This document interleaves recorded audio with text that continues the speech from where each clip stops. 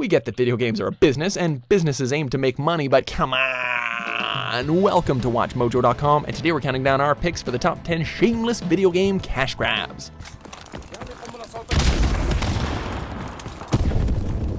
For more gaming videos, check out our new spin-off channel, Mojo Plays, for in-depth reviews, thoughtful video essays, detailed character origins, and insightful commentary. Mojo Plays, games smarter. For this list, we're examining the games that were seemingly developed with the least effort possible in order to generate maximum profits for the publisher. Since we've covered titles known specifically for their predatory microtransactions and DLC practices in the past, we're going to be excluding such games from this list. This means the likes of 2017's Star Wars Battlefront 2, however contemptible, will not be appearing here. Just want to know what's next. We have to warn people. Number 10, Radical Heights. Thank you everyone in our studio audience for being here today. Boy oh boy do we have an exciting show for you. Turns out that chasing trends and straining to keep a company afloat doesn't exactly mix well. That's certainly how it looked with Radical Heights though. The game show themed Battle Royale title being developed by Boss Key Productions. Promoted as being very early in development, it drew little excitement due to its plethora of bugs and uninspired design elements. Not helping matters is the fact that Radical Heights was announced not long after the financial losses and player hemorrhaging of Boss Key's previous game, Lawbreakers. With Boss Keys itself shutting down as of May of 2018, we think it's safe to say that this cash grab did not grab enough cash.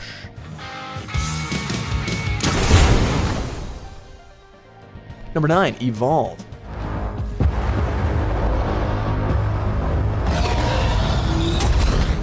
When it launched, this 4 vs 1 beast hunting game from Turtle Rock Studios definitely showed promise, yet felt strangely lacking in content. Looking back to its promotion, the reasoning becomes kinda clear. Turtle Rock and publisher 2K spent much of their time shilling the pre-order bonuses ahead of the actual game. In-game monsters and hunters were being sold well before Evolve even hit store shelves, with Turtle Rock themselves saying the game was designed with DLC implementation and sales in mind. With Evolve also getting multiple special editions and a season pass on top of that, including a second season pass later, it became crystal clear how steeped in industry malarkey this poor game was. Number 8, Capcom Fighting Evolution.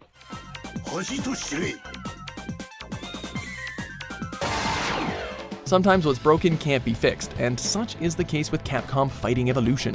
Known outside of North America as Capcom Fighting Jam, the game draws upon various Capcom mascots and brings them together to battle one another in 2-on-2 fights. All well and good in theory, but the game's blend of awkward controls and underwhelming character design proved divisive. It's been heavily speculated that Fighting Evolution was actually a salvage job, constructed from the mechanics and artwork left over from the abandoned project, Capcom Fighting All-Stars. Whether or not that's actually true, it doesn't look good when Capcom puts out a product that feels so much like exploitation of fan appeal and audience goodwill. Number 7, Final Fantasy All the Bravest.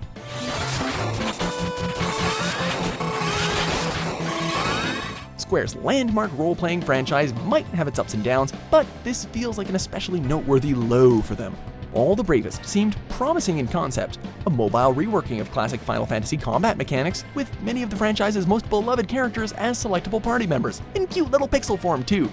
Unfortunately, at release, people were greeted with a repetitive, grind-heavy experience, where one's party could be utterly wiped out in seconds, yet took several minutes to respawn. Unless, wait for it, you don't have to wait for it, spend cash, unless you spent cash. Furthermore, the advertised legacy characters were walled off behind a randomized shop system, creating a drive to spend more money and maybe, just maybe, you're gonna get the party of your choice.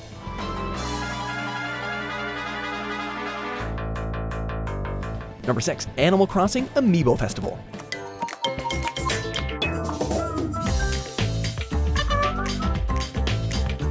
Such a cute world, not so cute business decisions. Deviating from the home renovation and town management of past titles, Animal Crossing Amiibo Festival was pitched as more of a variation on the party game model popularized by Mario Party. It certainly doesn't lack for charm in its characters and visuals, but the game faltered when it came to providing quality minigames and a consistently engaging mood. It also became apparent that the game was made as more of a means of selling Nintendo's signature Amiibo figurines than as a, well, game. Hell, the director of Amiibo Festival freely admitted that Amiibos were a factor in the game's development. Not that honesty makes it any more acceptable here.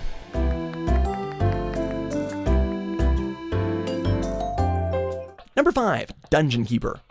finally returned, Keeper. Way to drive a beloved IP into the dirt, EA. Yes, few are keen to forget when EA sought to reboot Dungeon Keeper as an allegedly free-to-play mobile game. Launching in January of 2014, it soon drew scorn for the way the series' beloved dark humor and carefully considered strategy gameplay were mangled by the demands of a monetization-first business model. Any action undertaken could last over 24 real-world hours, only speeding up by, of course, spending in-game currency, which you could naturally buy with real money. Between the disrespect paid to the source material and the cloying usage of microtransactions, this was an out-and-out disgrace. It's Dungeon Keeper. Number 4. Harry Potter Hogwarts Mystery. Your letter has arrived. Many longtime fans of the Harry Potter books and wider franchise were ecstatic by the prospect of a mobile title that dealt with the life and times of their own personalized Hogwarts student. Alas, Hogwarts Mystery quickly showed its hand as a clear-cut exploiter of those very hopes and nostalgic dreams. Its core gameplay loop of tapping on-screen prompts to progress is built upon energy currency, which can be earned in-game or, you guessed it, purchased instantly with real-world dollars. As per the free-to-play stereotype, Hogwarts Mystery contrives situation after situation where the player is drained of their energy points, with wait times sufficiently infuriating so as to make a quick cash injection seem kinda reasonable. The infamous Devil's Snare segment definitely comes to mind, which forces players to buy energy to escape or wait and watch their character be strangled. For shame, Mr. Potter, for shame. Number 3. Metal Gear Solid 5 Ground Zeroes.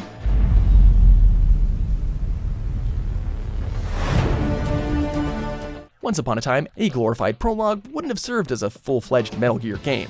Ground Zeroes fell victim to the push for more profit, being the first of 2 games that encompassed the Metal Gear Solid 5 experience.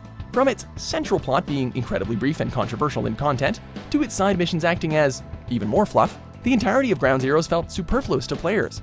In interviews prior to the game's release, series creator Hideo Kojima claimed that the decision to release Ground Zeroes was made in light of development taking so long on Phantom Pain.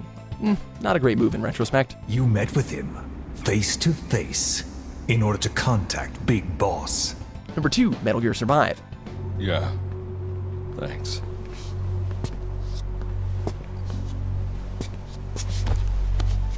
Previous entry aside, there had to be a better way to try to live up to Mr. Kojima's efforts, right? Konami's first Metal Gear game after the departure of Hideo Kojima aimed to present a clear and enticing vision for the series' future. What the gaming public received was Metal Gear Survive, a post-apocalyptic survival game, rooted in current design fads and built on borrowed assets from Metal Gear Solid 5. Many found Survive to not only be tiresome and lackluster, but also a lazy cash-in on lingering goodwill for Metal Gear Solid. And let's not even get into Konami's inclusion of a microtransaction-based currency and selling of save slots for real-world money.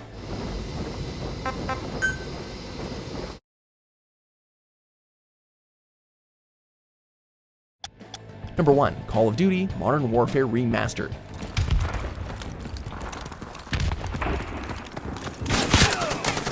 Well, this was a debacle. 2016's Infinite Warfare was already on its way to universal derision thanks to its widely panned announcement trailer. However, matters did not improve when said trailer also declared the highly anticipated remaster of Call of Duty 4 Modern Warfare would only be available with special editions of Infinite Warfare. Many considered the decision to lock off Modern Warfare Remastered in this fashion to be a cynical and manipulative move, motivated by publisher Activision's push for consistent rising profits.